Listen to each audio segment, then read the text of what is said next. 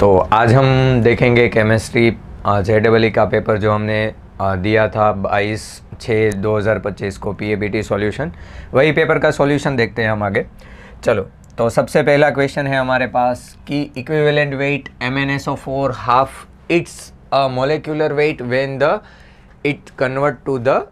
अब देखो यहाँ पे हमें क्या दिया है कि MnSO4 है, उसका मोलिकुलर वेट क्या हो रहा है, हाफ हो रहा है, आधा हो रहा है। तो आधा कब होगा, तो हमें जब मोलिकुलर वेट आधा हो रहा है तो हम क्या करते हैं, डिवाइडेड बाय 2।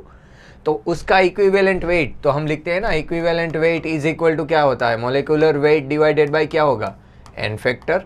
अगर मोलिकुलर वेट हाफ हो रहा है मीन्स एन फैक्टर की वैल्यू क्या होगी, 2।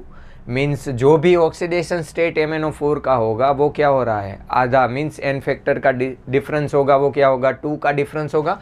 मीन्स यहाँ पे अगर हम MnO4 में अगर MnSO4 में अगर लिखें Mn का ऑक्सीडेशन क्या होगा, +2। तो नीचे अगर देखें हम सब का Mn का, जिसमें डिफरेंस क्या आना चाहिए, 2 का, तो यहाँ पे देखें कि Mn का ऑक्सीडेशन क्या होगा, 3, तो ये तो नहीं आएगा। फिर यहाँ पे देखें Mn क्या होगा, +4, 2 का डिफरेंस है, तो यही आंसर होगा। पर बाकी भी चेक कर लेते हैं। यहाँ पे क्या होगा, +8, और यहाँ पे क्या होगा, +6। तो सबसे डिफरेंस 2 का कौन सा है, आंसर क्या आएगा, MnO2। क्लियर है इतना।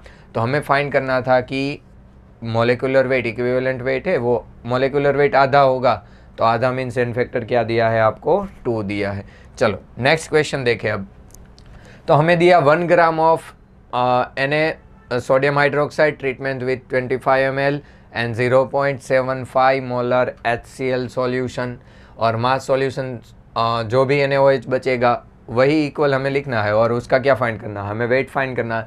तो अगर हम रिएक्शन लिखे यहाँ पे कि NaOH रिएक्ट विथ किसके साथ है, HCl के साथ रिएक्ट करेगा, तो क्या बनाएगा, H2O प्लस क्या बनाएगा, NaCl। मीन्स दोनों को कितने कितने मोल यूज़ हो रहे हैं, 1 मोल।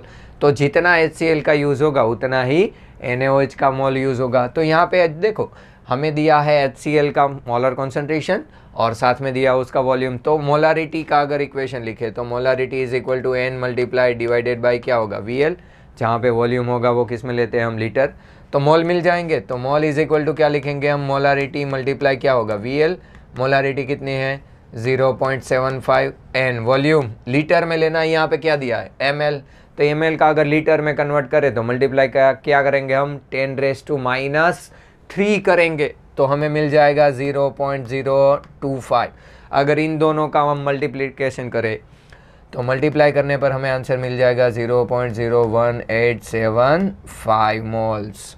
तो ये हमें मिले मोल। पर हमें तो क्या चाहिए, तो जितने मोल किया होंगे, ये मोल हमने किसके लिए फाइंड किए, HCl के लिए मोलारिटी थी हमारे पास, तो ये मोल भी किसके होंगे, HCl के।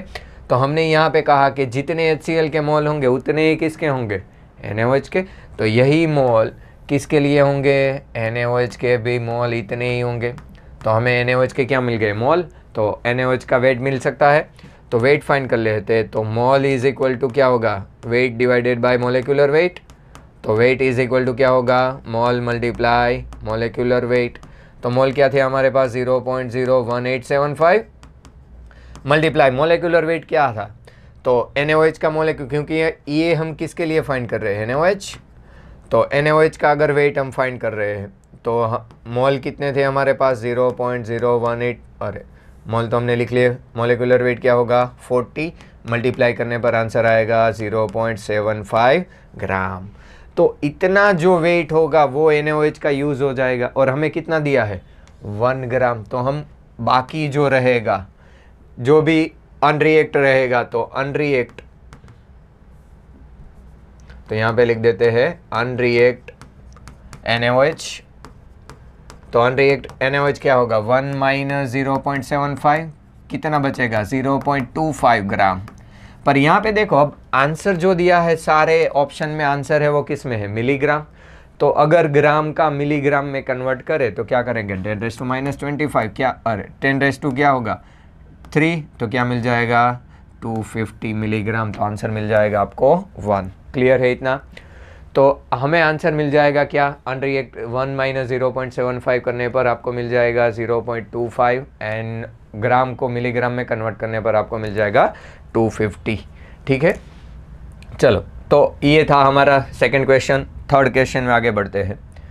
चलो थर्ड क्वेश्चन है हमारे पास, following reaction describe the rusting of iron. उसके लिए रिएक्शन दी है 4Fe प्लस 3O2, उसमें से गिवन दिया है हमें 4Fe3 प्लस 6O2 माइनस, ठीक है। और which one following the incorrect statement, कौन सा स्टेटमेंट गलत है, तो हमें फाइंड करना है। सिंपल, तो अगर हम यहाँ पे देखें, अगर ऑक्सीडेशन स्टेट देखें यहाँ पे, तो यहाँ पे Fe का ऑक्सीडेशन स्टेट 0 है, उसमें से कन्वर्ट क्या हो रहा है +3, मीन्स Fe का क्या हो रहा है ऑक्सीडेशन। और यहाँ पे ऑक्सीजन का देखें तो ऑक्सीजन का 0 ऑक्सीडेशन स्टेट से क्या हो रहा है माइनस, और क्या हो रहा है ऑक्सीजन का क्या हो रहा है रिडक्शन, मीन्स ये जो रिएक्शन है हमारे पास वो क्या है रेडॉक्स रिएक्शन। तो यहाँ पे देखें this is the example of redox reaction, सही है ये एग्जांपल, तो ये वाला स्टेटमेंट तो सही है। हमें क्या फाइंड करना है इनकरेक्ट स्टेटमेंट, ठीक है। फिर दिया है मेटालिक आयरन, आयरन क्या हो रहा है रिड्यूस, आयरन रिड्यूस नहीं हो रहा है, हमने कहा था कि आयरन 0 से क्या हो रहा है +3 ऑक्सीडेशन स्टेट में कन्वर्ट, तो आयरन का क्या हो रहा है ऑक्सीडेशन, आंसर यही है। पर बाकी के स्टेटमेंट भी देख लेते हैं साथ में कि +3 ऑक्सीडेशन ऑक्सीडाइजिंग एजेंट नहीं है क्या, अरे सॉरी Fe3 प्लस खुद का क्या हो रहा है ऑक्सीडेशन, सामने का ऑक्सीजन का क्या कर रहा है रिडक्शन, क्या होगा ऑक्सीडाइजिंग एजेंट। और आयरन क्या हो रहा है खुद क्या होगा, अगर आयरन क्या होगा रिड्यूसिंग एजेंट। यहाँ पे देखो Fe नहीं बोला है, क्या है Fe3 प्लस है, तो याद रखना ये, ठीक है, थोड़ा ध्यान रखना है इसमें। चलो नेक्स्ट क्वेश्चन देखें। चलो नेक्स्ट दिया हमें 2 रिएक्शन दी है, एक बेसिक मीडियम में और एक एसिडिक मीडियम में। तो दोनों रिएक्शन में हमें देखो यहाँ पे गिवन प्रोडक्ट नहीं दिया पर रिएक्टेंट दिया है, तो अगर हम यहाँ पे लिख ले कि 2Fe2 प्लस H2O2 गिवन। अब यहाँ पे बेसिक मीडियम है तो Fe का क्या होगा, ऑलवेज Fe क्या करेगा खुद का रिडक्शन, तो रिडक्शन करके क्या बनाएगा 2Fe प्लस, तो H2O2 का क्या होगा ऑक्सीडेशन, तो यहाँ पे मिलेगा आपको 2H माइनस, तो ये मिल जाएगा आपको प्रोडक्ट इन बेसिक मीडियम। तो यहाँ पे देखो x एंड y की वैल्यू तो मिली गई हमें, एक था x की वैल्यू, ये थी y की वैल्यू। और सेम रिएक्शन अगर सेकंड रिएक्शन लिखे Ma2 minus plus 6H plus 5H2O2 given. और MnO2 का अगर एसिडिक मीडियम है तो MnO2 माइनस जो कन्वर्ट किस में होगा Mn+2 में ही कन्वर्ट होता है ऑलवेज, तो Mn+2 ये भी 2 है तो यहाँ पे भी क्या आएगा 2 ही आएगा वो, प्लस साथ में क्या बनेगा 8H2O एंड जो H2O2 का कन्वर्ट होगा वो क्या होगा 5O2, क्योंकि यहाँ पे O2 5 है तो और H प्लस होगा तो सामने H2O ही होगा, तो वो क्या होगा 8H2O एंड 5। तो यहाँ पे मिल गया हमें x dash y dash and z dash. तो हमें क्या कहा है सब स्टोकियोमेट्री का क्या करना है हमें सम, तो यहाँ पे 2 + 2 + 2 + 8 एंड 5 करेंगे तो हमें आंसर मिलेगा 19, ठीक है। तो जितनी भी स्टोकियोमेट्री थी उन सब स्टोकियोमेट्री का हमें क्या करना था सम करना था। चलो नेक्स्ट क्वेश्चन देखें अब। चलो पॉलीथायोनिक एसिड हमें दिया H2SXO6, जहाँ पे x की वैल्यू दे दी कि जो सल्फर होगा हमारे पास वो क्या होगा 3 to 5 सल्फर हो सकते हैं, मीन्स जो नंबर ऑफ सल्फर होंगे वहाँ पे कंपाउंड में वो 3 to 5 होंगे। तो ऑक्सीडेशन स्टेट ऑफ सल्फर, तब सल्फर की ऑक्सीडेशन स्टेट क्या होगी। मान लो कि यहाँ पे नॉर्मल अगर हम देखें सल्फर की अगर ऑक्सीडेशन स्टेट, तो सल्फर की ऑक्सीडेशन, सल्फर कितने हैं X ही, तो अभी तो सल्फर के लिए सल्फर ही लिखे। हाइड्रोजन कितने हैं 2 + 1 प्लस ऑक्सीजन कितने हैं 6 - 2 इज इक्वल टू क्या होगा वो 0 ही होगा इक्वल। तो यहाँ पे टोटल क्या होगा सल्फर इज इक्वल टू क्या होगा 12 - 2 कितने मिलेंगे 10। तो सल्फर का अगर कंपाउंड में देखे वैल्यू तो क्या होनी चाहिए +10 ऑक्सीडेशन स्टेट होगा। पर यहाँ पे अभी हमें ये तो पता ही नहीं है कितनी है, तो नॉर्मल एक सल्फर के लिए अगर एक सल्फर है तो, पर x की वैल्यू क्या दी है हमें 3 to 5 दी है। तब अब 3 to 5 दी है तो अगर हम फाइंड करें कि अगर x इज इक्वल टू 3 हो तब जाके, तो 2 टाइप के सल्फर होंगे, एक आपके पास सेंट्रल सल्फर होगा और एक क्या होगा टर्मिनल। अगर एक से ज़्यादा है तो आपको सेम पता ही है कि एक सल्फर क्या होगा टर्मिनल और एक क्या होगा सेंटर में। तो याद रखना है कि x इज इक्वल टू 3 होगा तब टर्मिनल कितने 2 टर्मिनल सल्फर होंगे, 2 टर्मिनल सल्फर का ऑक्सीडेशन स्टेट होगा वो क्या होगा +5 और 1 क्या होगा सेंट्रल सल्फर जिसका ऑक्सीडेशन स्टेट क्या होगा ऑलवेज सेंट्रल का क्या होता है 0 ही होता है। सेम अगर x इज इक्वल टू 4 लेते हैं तब जाके भी क्या होगा जो दो टर्मिनल होंगे, टर्मिनल के लिए अभी के लिए हम टी लिख देते हैं, टर्मिनल सल्फर जिसका भी ऑक्सीडेशन स्टेट क्या होगा +5, और यहाँ पे अब क्या होंगे 2 सेंट्रल सल्फर होंगे, सेंट्रल सल्फर जिसका ऑक्सीडेशन स्टेट क्या होगा 0, और x इज इक्वल टू अगर 5 भी लेते हैं हम तो भी क्या होगा 2 टर्मिनल सल्फर, क्योंकि टर्मिनल क्या होंगे 2 ही होंगे, तो 2 टर्मिनल सल्फर उसका ऑक्सीडेशन स्टेट क्या होगा 5, और 3 क्या होंगे आपके पास सेंट्रल सल्फर, सेंट्रल सल्फर जिसका ऑक्सीडेशन स्टेट क्या होगा 0 होगा। ठीक है, तो ये याद रखना है कि आपके पास अगर सल्फर कोई भी कंपाउंड दे तो आप ऐसे फाइंड कर सकते हैं, टर्मिनल एंड सल्फर होंगे तो आपका वो ऑक्सीडेशन स्टेट क्या मिल जाएंगे 0 एंड +5 ऑक्सीडेशन स्टेट। चलो उसके आगे देखें, which of the following the not colligative properties, तो कौन सी प्रॉपर्टी कोलिगेटिव प्रॉपर्टी नहीं है, वैसे हमें नाम तो पता ही है, पहला ऑस्मेटिक प्रेशर आता ही है, एलिवेशन ऑफ बॉइलिंग पॉइंट वो भी पता ही है, क्या आएगा नहीं वेपर प्रेशर, कोई कोलिगेटिव प्रॉपर्टी नहीं है, और लास्ट में है डिप्रेशन ऑफ फ्रीजिंग पॉइंट तो वो भी होगा। चलो नेक्स्ट क्वेश्चन, तो elevation of boiling point of the solution हमें क्या दिया, वेट किसका दिया है CuCl2 का, और 1 ग्राम ऑफ वाटर दिया हमें, तो हमें फाइंड करना है इक्विवेलेंस बॉइलिंग पॉइंट फाइंड करना, तो इक्वेशन है ही हमारे पास del TB is equal to क्या होगा IKB इंटू M। अब मोलालिटी फाइंड करनी है, KB तो दिया ही है, I भी हम फाइंड कर ही सकते हैं, CuCl2 के लिए I क्या होगा 3, T9 मिलेंगे, एक Cu2 plus and 2 Cl minus, तो ये भी मिल गया हमें, तो यहाँ पे लिख देंगे 3, यहाँ पे ये क्या होगा 0.52, मोलालिटी फाइंड कर लेते हैं, तो मोलालिटी का इक्वेशन अगर लिखे तो मोलालिटी के लिए क्या चाहिए, सबसे पहले मोल, तो मोल फाइंड कर लेते हैं, मोल इज इक्वल टू क्या होगा 3.44 डिवाइडेड बाय, नीचे उसका मोलिकुलर वेट भी कितना होगा 134.4 ही होगा, तो आपको मोल मिल जाएंगे 0.1 मोल। ठीक है, अगर मोलालिटी फाइंड करें तो मोलालिटी का इक्वेशन क्या होगा, मोल डिवाइडेड बाय क्या होगा मोलिकुलर वेट, और किसका होगा वो H2O का, किस में लेंगे हम किलोग्राम, तो मोल अगर लिखे 0.1 और H2O का मोलिकुलर वेट क्या दिया है 1 किलोग्राम, तो आंसर मिल जाएगा आपको, मोलालिटी कितना मिल जाएगा 0.1। यही वैल्यू हम पहले वाले इक्वेशन में लिखे, यहाँ पे लिखे 0.1, तो आपको आंसर मिल जाएगा 0.156, जो नियर इक्वल टू कौन सा आंसर आएगा 0.16। क्लियर है इतना, तो 2 डेसिमल में अगर आंसर लिखे तो हमें आंसर मिल जाएगा, और आंसर किस में होगा केल्विन।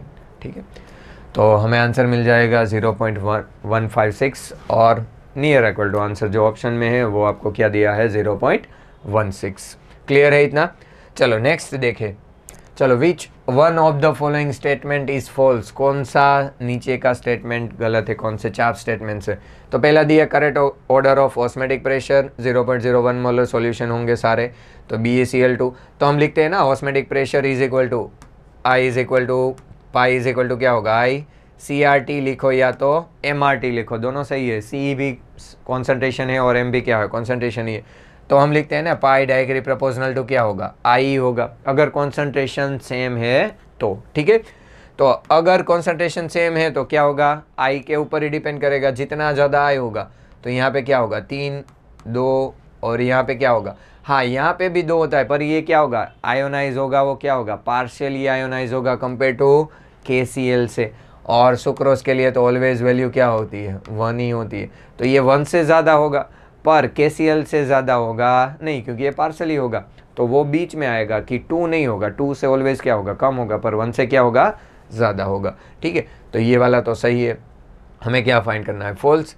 यहाँ पे देखें osmotic pressure of solution given by the equation pi, यहाँ पे देखो I नहीं दिया है, तो ये इक्वेशन क्या है गलत है, तो आंसर क्या आएगा आपका सेकंड। क्लियर है इतना। चलो नेक्स्ट देखें तो हमें दिया 18 ग्राम ग्लूकोज और is added 1872 gram of water, vapour pressure of water aqueous solution, तो हमें फाइंड करना है vapour pressure of water in aqueous solution. तो वेपर प्रेशर फाइंड करना है अगर आपको, तो वेपर प्रेशर के लिए सबसे पहले तो हमें मोल फ्रैक्शन चाहिए, तो दोनों के मोल ही फाइंड कर लेते हैं, 18 डिवाइडेड बाई क्या होंगे 180, तो क्या मिल जाएगा आपको 0.1, और सेम H2O के भी मोल फाइंड कर लेते हैं, क्या होगा 178.2 डिवाइडेड बाई क्या होगा H2O के लिए 18 क्या आएगा ये 9.9, तो टोटल मोल अगर ये ग्लूकोज के लिए यहाँ पे G लिख दो, H2O के लिए यहाँ पे H2O लिख देते हैं। टोटल मोल अगर दोनों का सम करें तो 0.1 मल्टीप्लाई 9.9 क्या मिलेंगे, कितने मोल होंगे, टोटल मोल 10 मोल होंगे। ठीक है, अब मोल तो मिल गए तो मोल से मोल फ्रैक्शन भी मिल जाएंगे, पर डायरेक्ट इक्वेशन में ही रख देते हैं। चलो हमें फाइंड करना है वेपर प्रेशर किसका, H2O का। तो H2O का vapour pressure is equal to pure H2O into mole fraction of H2O। तो मोल फ्रैक्शन तो मिल ही जाएंगे। चलो प्योर H2O का अगर वेपर प्रेशर फाइंड करना है 100 सेल्सियस पे क्या होगा, 170। प्योर इतना ही होगा जो 1 टोर के बराबर होगा। हाँ, आंसर आपको किस में फाइंड करना है, टोर में फाइंड करना है। ठीक है, और मोल फ्रैक्शन कितने होंगे, तो मोल फ्रैक्शन H2O के 99 डिवाइडेड बाई क्या हो गए 10, तो ये कैंसिल ही हो जाएगा। तो 99.76 अगर मल्टीप्लाई करें तो आंसर मिलेगा आपको 752.4, जो आपको किस में मिलेगा, टोर में मिलेगा। तो ये होगा आपका आंसर। तो 175.240 लिखो या तो 4 लिखो, तो वही आपका क्या होगा, आंसर होगा। क्लियर है इतना। हाँ, यहाँ पे 10 नहीं है तो आप समझ सकते हो कि 160 के नियर इक्वल टू आंसर होगा, पर उसके करीब नहीं होगा, थोड़ा कम ही होगा। ठीक है, तो 159 नहीं लिखना है। अगर आप एग्जैक्ट मल्टीप्लाई करोगे तो आपको आंसर मिल जाएगा, कितना मिलेगा, 175.1752.4। चलो नेक्स्ट देखें, तो सॉल्यूशन। हाँ, यहाँ पे क्या होगा, solution is the prepare by the mixing of 8.5 gram CH2Cl2, और दिया है क्लोरोफॉर्म का भी वेट दिया है आपको, और दोनों के लिए आपको प्योर वेपर प्रेशर भी दे दिया है। तो आपको फाइंड करना है मोल फ्रैक्शन, पर किस में, वेपर में फाइंड करने हैं क्लोरोफॉर्म के। ठीक है, तो हमें वेपर में फाइंड करने के लिए क्या चाहिए, पहले तो आपके पास होना चाहिए पी टोटल एंड उसका भी पार्शियल प्रेशर। ठीक है, तो पार्शियल प्रेशर सबके के लिए पहले तो क्या चाहिए हमें, मोल। तो मोल फाइंड कर लेते हैं। चलो मोल, पहले तो CH2Cl2 के मोल फाइंड कर लेते हैं। तो उसका वेट क्या है 8.5, मोलिकुलर वेट क्या होगा 85, इज इक्वल टू क्या होगा 0.1 मोल। सेम यहाँ पे ले लेते हैं CHCl3 का भी वेट ले लेते हैं। क्या वेट दिया है आपको 11.95, उसका भी मोलिकुलर वेट कितना होगा 119.5, क्या मिलेगा आपको 0.1। तो दोनों के मोल क्या मिले आपको 0.1 ही मिले। अब दोनों के पार्शियल वेपर प्रेशर फाइंड कर लेते हैं। पार्शियल वेपर प्रेशर का इक्वेशन अगर हम लिखें तो क्या मिलेगा आपको, PCH2Cl2 is equal to P0 CH2Cl2 into X CH2Cl2। ठीक है, चलो मोल फ्रैक्शन के लिए प्योर वेपर प्रेशर तो दिया ही आपको। तो प्योर वेपर प्रेशर क्या होगा इसके लिए 415 मल्टीप्लाई 0.1 डिवाइडेड बाय टोटल, नीचे मोल कितने होंगे, दोनों का मल्टीप्लाई करेंगे तो क्या आएगा 0.2। अगर ये कैलकुलेशन करें तो ये क्या बचेगा 1/2, 2 से डिवाइड कर दो, आंसर मिलेगा 207.5। आंसर किस में मिलेगा, MMHg। ठीक है, तो इसका तो मिल ही गया। हम फाइंड कर लेते हैं same as it is CHCl3 का, CHCl3 के लिए पार्शियल वेपर प्रेशर। तो उसके लिए भी इक्वेशन सेम ही होगा, उसका प्योर वेपर प्रेशर लेना है और उसका ही क्या लेना है मोल फ्रैक्शन। तो यहाँ पे मल्टीप्लाई कर देते हैं, आपको प्योर वेपर प्रेशर प्योर दिया है हमें 200, और सेम मोल फ्रैक्शन तो वही है 0.1 डिवाइडेड बाई क्या होगा 0.2। ऊपर क्या होंगे CHCl3 के मोल, नीचे क्या होंगे टोटल मोल। तो आपको आंसर 2 से मल्टीप्लाई डिवाइड कर दोगे, आपको आंसर मिल जाएगा 100। और टोटल अगर प्रेशर फाइंड कर ले तो दोनों का सम लिख लेंगे 100 + 275, तो क्या मिल जाएगा 307.5 mmHg। तो ये टोटल भी मिल गया। तो वेपर हमें क्या फाइंड करना है, वेपर के मोल फ्रैक्शन। तो वेपर के लिए मोल फ्रैक्शन क्या होंगे, इक्वेशन लिख लेते हैं। तो ये क्या होगा partially vapour pressure divided by P total. तो पार्शियली वेपर प्रेशर क्या होगा, पार्शियली वेपर प्रेशर अगर लिखे हम तो पार्शियली वेपर प्रेशर था हमारे पास CHCl3 का 100 डिवाइडेड बाय 307 पॉइंट क्या मिला हमें 5, तो आंसर मिल जाएगा 0.325। ठीक है, तो ये मिल गया हमें मोल फ्रैक्शन।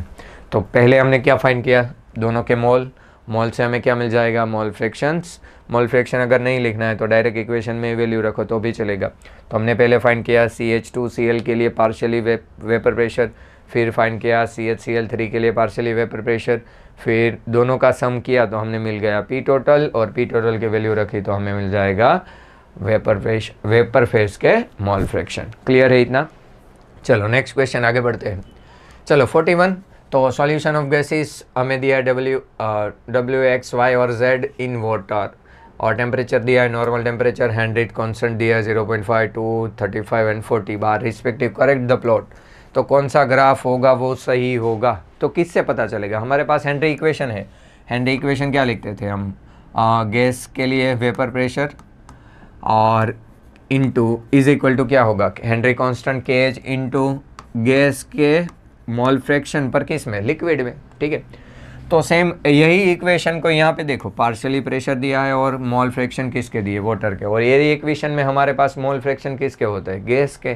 तो हमें क्या करना है? वाटर में कन्वर्ट करें अगर इस इक्वेशन को, तो ये तो हमारे पास ही वेपर प्रेशर गैस का ही है। के एच 1 माइनस क्या लिख सकते हैं कि जो भी आपके पास सॉल्यूशन होगा, सॉल्यूशन में अगर गैस के मोल फ्रैक्शन आपको पता है तो बाकी का जो बचेगा वो क्या होगा? H2O ही होगा ना। तो हम लिखते हैं ना कि दो जो भी पार्टिकल होंगे उन दोनों का मोल फ्रैक्शन का सम ऑलवेज क्या होगा? 1। तो हमने क्या किया? माइनस कर दिया, तो 1 minus mole fraction of H2O। तो यहाँ पे इक्वेशन मिल जाएगा P gas is equal to क्या होगा? K H minus K H into x H2। यही इक्वेशन को y इज इक्वल टू ये क्या होगा? C प्लस एम एक्स के साथ अगर कंपैरिजन करें तो यहाँ पे हमें क्या मिलेगा? स्लोप क्या मिल जाएगा? Negative. Negative slope means graph क्या आएगा? अप टू डाउन होगा। तो स्लोप हमें मिल गया नेगेटिव स्लोप। यहाँ पे देखें हम तो स्लोप क्या होगा? नेगेटिव ये होगा स्लोप, और ये होगा हमारा इंटरसेप्ट क्या होगा? C। तो यहाँ पे देख लेते हैं कौन सा ग्राफ है। पहले तो ये वाला तो आएगा ही नहीं क्योंकि ये कहाँ पे जा रहा है? ऊपर। सेम वैसे ही यहाँ पे देखो ये वाला ग्राफ भी कहाँ पे जा रहा है? ऊपर। तो ये वाला भी नहीं आएगा। तो C और D में से दोनों कहाँ जा रहे हैं? नीचे। अब हमें क्या देखना है कि जो भी हमारा इंटरसेप्ट है वो तो पता चली गया, पर यहाँ पे देखो जो वैल्यू है वो डिक्रीज हो रही है। जो स्लोप है हमारे पास वो क्या है? नेगेटिव। तो डिक्रीज हो रही है, इसके लिए वो डिपेंड किसके पड़ेगा? कि स्लोप जो है वो क्या है? के एच ही है ना।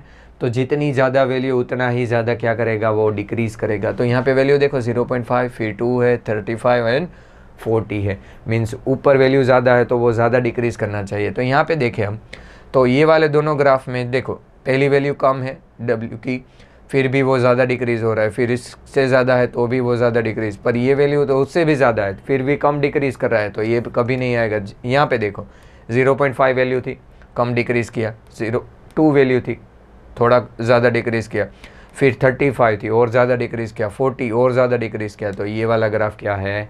सही है। ठीक है, तो ऐसे भी आपको देखना है। तो कोई भी इक्वेशन आपको पूछे तो ध्यान से पढ़ो एक बार क्वेश्चन, फिर बाद में ही सोल्व करो। ऐसा नहीं डायरेक्ट डिक्रीज है, सारे ऑप्शन देखने हैं। ठीक है, चलो आगे देखें अब। तो toluene in the vapour phase is the equilibrium with the solution benzene toluene. तो मोल फ्रैक्शन हमें दिए है किसके लिए? टोल्यूइन का मोल फ्रैक्शन दिया, तो बेंजीन का मिल ही जाएगा, उतना ही होगा। तो हमारे पास अगर टोल्यूइन का मोल फ्रैक्शन 0.5 है तो बेंजीन का भी मोल फ्रैक्शन क्या होगा? 0.5 ही होगा। तो दोनों का मोल फ्रैक्शन है हमारे पास, और दोनों का क्या है? प्योर वेपर प्रेशर भी दिया है टोर में 119 एंड 130 और 35। तो सेम टेम्परेचर है तब जाके ये प्योर वेपर प्रेशर है। तो आपको फाइंड करना है मोल fraction of toluene in vapour phase. तो हमने आगे क्वेश्चन किया था वैसा ही क्वेश्चन है ये। तो हमें मिल जाएगा, पहले तो फाइंड कर लेते हैं दोनों के लिए। टोल्यूइन के लिए क्या लिख लेते हैं? T। तो टोल्यूइन का क्या होगा? मोल फ्रैक्शन इनटू उसका क्या होगा? Pure vapour pressure. तो यहाँ पे मोल फ्रैक्शन 0.5, उसके लिए क्या होगा? टोल्यूइन का क्या है? 35। तो मल्टीप्लाई करोगे तो आपको आंसर मिल जाएगा 80.5। चलो वैसे ही सेम बेंजीन के लिए फाइंड कर लेते हैं। बेंजीन का इक्वेशन क्या होगा? XB into PB0। मीन्स ये क्या B किसके लिए लिखा है हमने? बेंजीन के लिए। चलो मोल फ्रैक्शन क्या होगा? 0.5। PB की वैल्यू क्या होगी? 119। तो आपको आंसर मिल जाएगा ये 59.5। अब P टोटल फाइंड करना है तो क्या करेंगे? दोनों का सम 180.5 प्लस 59.5, आंसर मिल जाएगा आपको 78 ये। चलो अब फाइंड करना है हमें टोल्यूइन के लिए, तो YT इज इक्वल टू क्या होगा? PT divided by P total. PT क्या था हमारे पास? 18.5 डिवाइडेड बाय 78। तो आंसर मिल जाएगा आपको 0.237। तो ये मिल गया आपको मोल फ्रैक्शन। सेम क्वेश्चन ही था इसका। ठीक ठीक है। यहाँ पे डायरेक्ट आपको मोल फ्रैक्शन दिए, वहाँ पे आपको क्या दिए था, मोल दिया था, मोल से हमने फाइंड किया मोल फ्रैक्शन, ठीक है। तो वेट दिया था, वेट से मोल, मोल से मोल फ्रैक्शन, तो बस वही एक स्टेप ज़्यादा था, बाकी सेम क्वेश्चन ही। चलो आगे देखें। तो what current about chlorine involved when the 2 ampere current pass for the 30 minutes in aqueous solution of NaCl। तो यहाँ का अगर इक्वेशन लिखे तो यही होगा, Cl माइनस अगर इन्वॉल्व हो रहा है तो 2Cl माइनस 2 इलेक्ट्रॉन गिव्स क्या होगा, Cl2। अगर ऑक्सीडेशन रिएक्शन लिखते हैं तो, अगर रिडक्शन लिखते हैं तो रिवर्स हो जाएगा, 0 से क्या होगा -1, ठीक है। पर एन फैक्टर तो मिल ही गया, एन फैक्टर क्या होगा, एन फैक्टर Cl2 गैस अगर इन्वॉल्व हो रहा है तो एन फैक्टर क्या होगा आपके पास 2। तो सेम आप हमारे पास इक्वेशन था W/E इज इक्वल टू, हम क्या लिखते हैं IT/96500। तो यही इक्वेशन में हमें फाइंड करना है वेट, तो यहाँ पे आ जाएगा EIT डिवाइडेड बाय 96500, वैल्यू रख दो।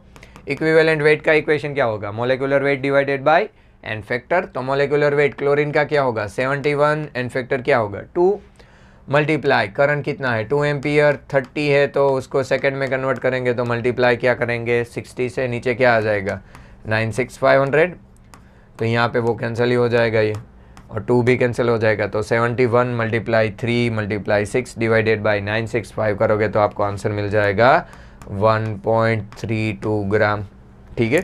तो यही एक सिंपल इक्वेशन था जो हमारे फेराडे लॉ का इक्वेशन है, W/E is equal to IT divided by 96500। Simple है, वैल्यू रखो, आपको सीधा डायरेक्ट आंसर मिल जाएगा। हाँ याद रखना है जो टाइम है ऑलवेज हम क्या लेते हैं, सेकंड में।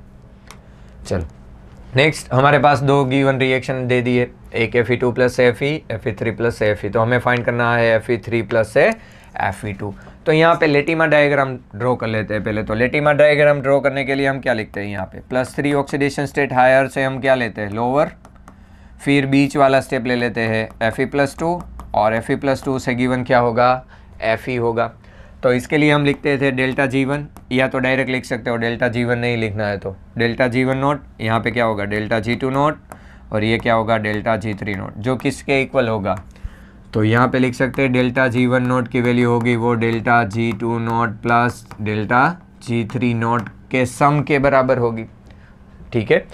तो यही वैल्यू डेल्टा G का इक्वेशन क्या लिखते हैं -NF E सेल। तो दोनों साइड देखो -NF तो कॉमन ही होगा, तो इक्वेशन किसके ऊपर डिपेंड करेगा, NF E1 naught is equal to N2 E2 naught plus N3 E3 naught, ये डायरेक्ट भी लिख सकते हैं आप, ठीक है। तो यहाँ पे अगर देखें N की वैल्यू, तो यहाँ पे N1 ले लेते हैं 3, N2 ले लेते हैं क्या होगा 1, और N3 की वैल्यू क्या होगी 2, ठीक है। तो ये वैल्यू मिल जाएगी आपको 3, 1 और 2 वैल्यू। तो यही वैल्यू, तो यहाँ पे देखें तो 2 से क्या जा रहा है 2 से कहाँ पे Fe, तो ये वैल्यू किसके लिए थी, तो यहाँ पे लिख लेते हैं 3, और 3 से कहाँ पे 1, तो ये क्या होगी 1 वाली। तो हमें क्या फाइंड करना है E2 फाइंड करना है, तो E2 फाइंड कर लेते हैं। यहाँ पे पहले तो वैल्यू ही रख देते हैं E2, अगर E2 को अगर N2 की वैल्यू क्या है, N2 की वैल्यू 1 ही है, तो हमें क्या मिल गया E2। तो ये क्या होगा सामने आ जाएगा। तो N1 की वैल्यू क्या है 3 मल्टीप्लाई E1 क्या है -0.036 प्लस N3 की वैल्यू क्या है 2 मल्टीप्लाई क्या करेंगे -0.440, और ये क्या था माइनस, ये इस साइड आएगा तो माइनस माइनस क्या हो जाएगा प्लस ही हो जाएगा, यहाँ पे माइनस ही रखो, अंदर माइनस ही, तो माइनस माइनस प्लस करने पर आपको आंसर मिल जाएगा E2 का 0.771। जो भी आंसर मिलेगा वो क्या मिलेगा पॉजिटिव ही मिलेगा, ठीक है। क्लियर है इतना। तो याद रखना लेटिमा डायग्राम से आप कर सकते हो, या तो दोनों इक्वेशन का सम करके भी कर सकते हो, ठीक है। तो दोनों तरीके से करो, या तो साइक्लिक लेटिमा डायग्राम से, या तो रिएक्शन का सम करके, आंसर सेम ही आएगा, कोई डिफरेंस नहीं है। चलो उससे आगे, तो Br2 का डिप्लेसमेंट एक्वेस सॉल्यूशन में कौन करेगा, तो Br2 का डिप्लेसमेंट कौन कर सकता है Cl2 या तो F2 कर सकता है, ठीक है। यहाँ पे आंसर क्या दिया है Cl2 ही करेगा, सिर्फ F2 नहीं दिया है, क्योंकि वो क्या होगा F2 होगा कि वह सबसे ज़्यादा क्या है स्ट्रॉन्ग ऑक्सीडाइजिंग एजेंट। चलो अब next question, number of chiral product including stereoisomers alcoholic के OH क्या होगा एलिमिनेशन रिएक्शन।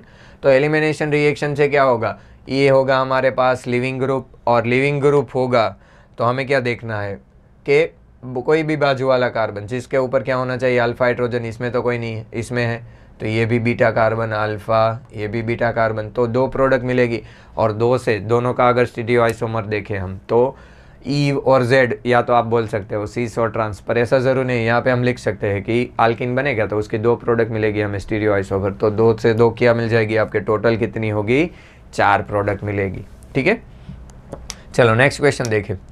तो हमारे पास टर्सरी आइसोब्यूटाइल मैग्नीशियम ब्रोमाइड दिया ड्राई ईथर के साथ अगर रिएक्शन करवाए, आइसोब्यूटाइल जैसे कि हम लिख लेते हैं यहाँ पे CH3 CH3 CH2 MgBr।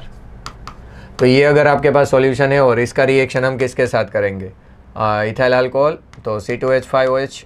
तो अगर अल्कोहल के साथ करेंगे तो ये क्या करेगा, minus charge plus charge, minus charge क्या लेगा, एसिड बेस रिएक्शन, तो क्या लेगा उसमें से अल्कोहल से क्या होगा, हाइड्रोजन ले लेगा और बाकी का leaving group as a leave हो जाएगा। तो आपको आंसर मिल जाएगा आइसोब्यूटाइल आइसोब्यूटेन, और साथ में मिलेगा आपको बाई प्रोडक्ट जो CH3CH2O माइनस लीव होगा किसके साथ, MgBr के साथ। क्लियर है इतना।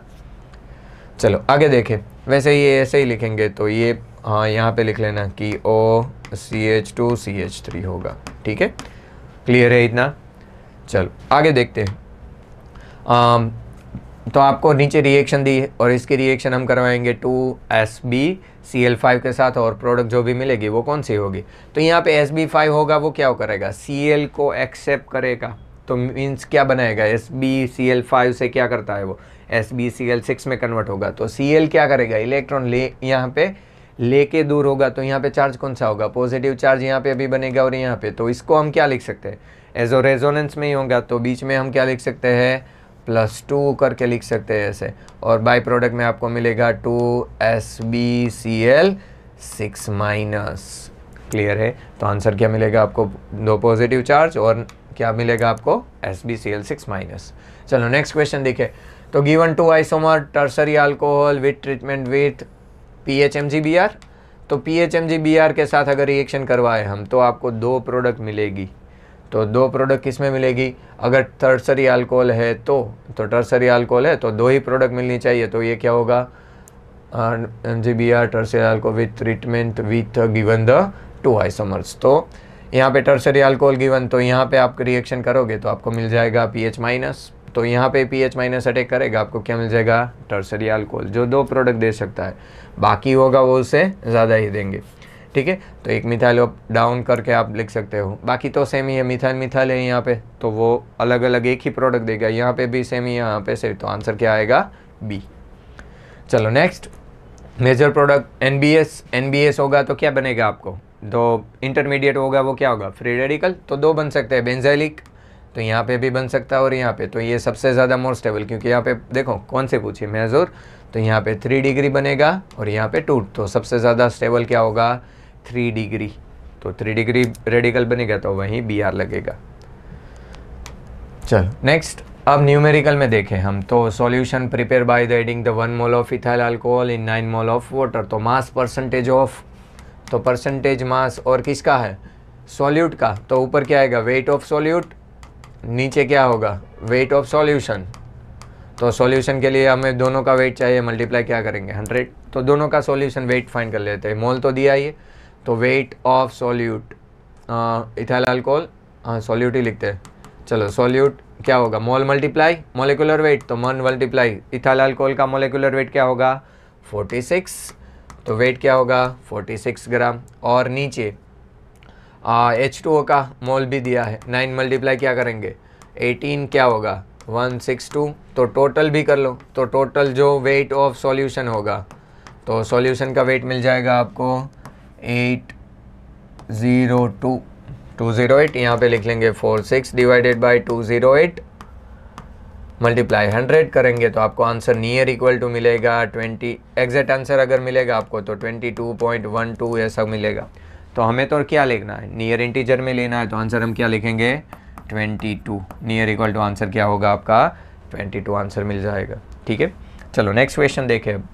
तो आपको दिया है order of oxidising mixture of 1 mole of each, तीनों कंपाउंड के मॉलिक्यूल का यहाँ पे क्या लिखना है 3, तो Fe2SO4 thrice in acidic medium the number of moles KMnO4 required.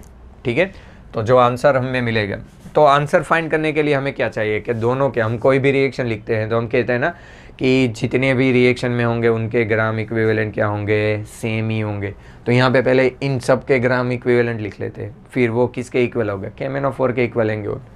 चलो यहाँ पे सबसे पहले एन फैक्टर इसका लिख लेते हैं, Fe(C2O4), अगर इसकी रिएक्शन KMnO4 के साथ करवाएंगे जहाँ पे उसका एन फैक्टर क्या होगा 3, फिर Fe2C2O4 होगा तो उससे डबल ही होगा ये, तो एन फैक्टर क्या होगा 6, फिर Fe2SO4 थ्राइस, जिसके साथ KMnO4 रिएक्ट नहीं करता तो एन फैक्टर क्या होगा, रिएक्शन ही नहीं होगी तो एन फैक्टर क्या होगा 0।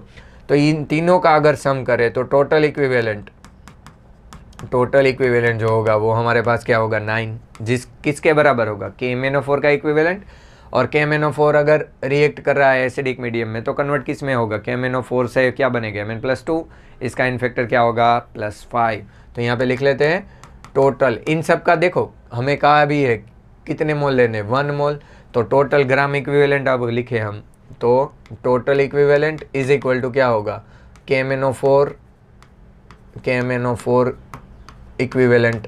तो इसके लिए इक्वेशन क्या होगा, n मल्टीप्लाई एन फैक्टर, इसका भी क्या होगा n मल्टीप्लाई एन फैक्टर, पर इन सब के मोल कितने हैं, एक ही है ना, तो एन फैक्टर ये क्या होगा 9 is equal to mole multiply क्या होगा एन फैक्टर क्या होगा 5, तो n इज इक्वल टू क्या होगा 9/5। तो आंसर क्या मिलेगा आपको 1.8, जे नियर इक्वल टू क्या होगा एसिडिक मीडियम KMnO4 9/5, आंसर क्या मिलेगा आपको 515, हाँ 2 मिलेगा आंसर, यहाँ पे 6 नहीं आएगा, ठीक है। तो आंसर आपको क्या मिल जाएगा, नियर इक्वल टू 1.8 होगा, तो आंसर क्या मिल जाएगा आपको 2 आंसर मिल जाएगा। चलो आगे देखें हम, तो हमें दिया है 0.04 molar solution of Na2SO4 isotonic with 0.10 solution of glucose the same temperature and operate the degree of dissociation Na2SO4 का आपको क्या फाइंड करना है, परसेंटेज मीन्स अल्फा फाइंड कर लो, उसे मल्टीप्लाई 100 ही करना है सिर्फ हमें। तो अल्फा फाइंड करने के लिए हमें देखो क्या दिया है, आइसोटोनिक सॉल्यूशन है। आइसोटोनिक सॉल्यूशन मीन्स उसका ऑस्मोटिक प्रेशर क्या होगा सेम, तो यहाँ पे लिख लेते हैं पाई Na2SO4 इज इक्वल टू क्या होगा पाई, दूसरा सॉल्यूशन किसका है ग्लूकोज, तो दोनों का अगर ऑस्मोटिक प्रेशर सेम है तो क्या होगा I is equal to pi MRT, या तो CRT लिखो पाई, अरे तो यहाँ पे लिख लेते हैं I is equal to CRT is equal to I is equal to क्या होगा CRT। तो RT तो कैंसिल ही हो जाएगा, डिपेंड किसके ऊपर करेगा CNI। तो यहाँ पे अगर लिखे I की वैल्यू Na2SO4 में 3 मल्टीप्लाई क्या होगा concentration 0.004 is equal to I की वैल्यू क्या होगी ग्लूकोज के लिए 1, और उसका कॉन्सेंट्रेशन क्या है 0.01 Na2SO4 टेम्परेचर, हाँ तो 100% नहीं है, इसके I की वैल्यू हमें फाइंड करनी है, तो कॉन्सेंट्रेशन 0.004 होगा 0.010, और कॉन्सेंट्रेशन और इसका क्या होगा I क्या होगा 1 ही होगा ग्लूकोज के लिए। तो N के लिए I 0.01 डिवाइडेड बाई 0.004 होगा, तो आंसर मिल जाएगा हमें I का, यहाँ पे मिल जाएगा ऊपर 1000 नीचे ऊपर 10 डिवाइडेड बाई 4 मीन्स कितना मिलेगा हमें डिवाइडेड 5 4 और ले 2.5 समथिंग मिलेगा, हाँ 5 ही मिलेगा। तो आंसर मिल गया हमें, I की वैल्यू मिल गई हमें, ये किसके लिए था Na2SO4 के लिए। वही अगर I से हमें अल्फ़ा फाइंड करना है तो इक्वेशन क्या है alpha is equal to I-1 divided by n-1, नीचे हम क्या लिखते हैं डिवाइडेड बाई n-1, वैल्यू रख दो। I की वैल्यू क्या होगी 2.5 - 1, n क्या होगा कितने आयन मिलेंगे Na2SO4 से 3, तो 3 - 1 क्या मिलेगा आपको ऊपर 1.5 डिवाइडेड बाई नीचे क्या होगा 2, तो कितना होगा वो 0.75 परसेंटेज अगर फाइंड करने हैं तो कितने मिलेंगे आपको 75%। तो ये क्या होगा आपका आंसर, क्लियर है इतना। चलो आगे देखते हैं। नेक्स्ट क्वेश्चन है आपके पास, सेल दिया है आपको, सेल रिप्रेजेंटेशन दिया है, हाइड्रोजन सेल है, और उसके बाद आपको दिया है यहाँ पे Fe2 और यहाँ पे Fe2 प्लस, ये भी क्या होगा एक्वेस सॉल्यूशन, एक्वस में ही होगा, तो प्लेटिनियम दिया है तो हमें फाइंड करना है, उसके लिए हमें पोटेंशियल दे दिया है, ई सेल दे दिया है, तो ratio of Fe2+ and Fe3+ find करना है। और नीचे रिएक्शन दी है और रिएक्शन के लिए आपको ई नॉट सेल दिया, और हाइड्रोजन का ई नॉट सेल की वैल्यू क्या होगी 0, तो इसका ही जो ई नॉट सेल आएगा वही आपका ई नॉट सेल। तो पहले ई नॉट सेल फाइंड ही कर लेते हैं। तो E naught cell is equal to क्या होगा, कैथोड माइनस एनोड। तो कैथोड क्या होगा यहाँ पे, तो कैथोड क्या होगा 0.771 माइनस 0 ही होगा, तो आंसर क्या आएगा 0.771 ही होगा। ठीक है, चलो यही वैल्यू इक्वेशन में डायरेक्ट रखे तो E cell is equal to क्या होगा, E naught cell 0.771 minus 0.059 divided by N factor क्या होगा इसके लिए, इसमें 2 होगा और इसमें क्या होगा 1, पर ऑलवेज इसको मल्टीप्लाई क्या करेंगे 2 से मल्टीप्लाई, तो एन फैक्टर क्या हो जाएगा 2 log, यहाँ पे क्या लिखेंगे प्रोडक्ट क्या होगा, तो ये लिखते हैं ना हम reactant product, reactant and product, तो क्या होगा प्रोडक्ट Fe+2 और स्टोकियोमेट्री भी क्या होगी 2, नीचे क्या आएगा Fe+3, स्टोकियोमेट्री क्या होगी 2। और हाइड्रोजन के लिए नहीं लिखोगे तो भी चलेगा, क्योंकि यहाँ पे दिया है क्या है, प्रेशर क्या है 1 atm, कॉन्सेंट्रेशन क्या है 1 ही है, तो उसका अगर स्क्वायर लिखोगे तो भी वो क्या होगा सेम ही होगा, तो लिखने की ज़रूरत नहीं है, तो चलेगा इतना ही। और स्क्वायर को अगर आगे ले 2 क्या हो जाएगा कैंसिल, ई सेल की वैल्यू रख देते हैं, क्या होगा 0.712 minus 0.771 minus 0.591 divided by 2 multiply 2 लोग में आ जाएगा, मिल जाएगा Fe+2 डिवाइडेड बाई Fe+3। ठीक है, तो यही 2 कैंसिल हो जाएगा, इसकी वैल्यू होगी वो क्या होगी 0.0, ये क्या होगा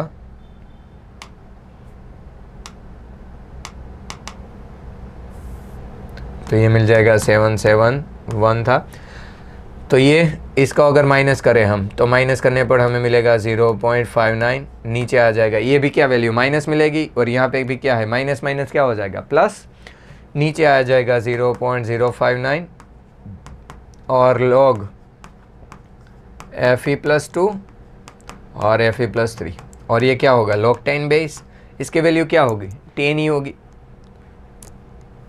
अरे ये 0.0000 सॉरी यहाँ पे क्या होगा 0.00, तो आंसर क्या होगा ये 1 ही होगा, तो 1 होगा और यहाँ पे 10 बेस है, तो आपको मिल जाएगा इसका जो आंसर मिलेगा वो 10 की पावर क्या होगी 1, तो आंसर क्या होगा आपका 10। ठीक है, तो ये देख लेना एक बार।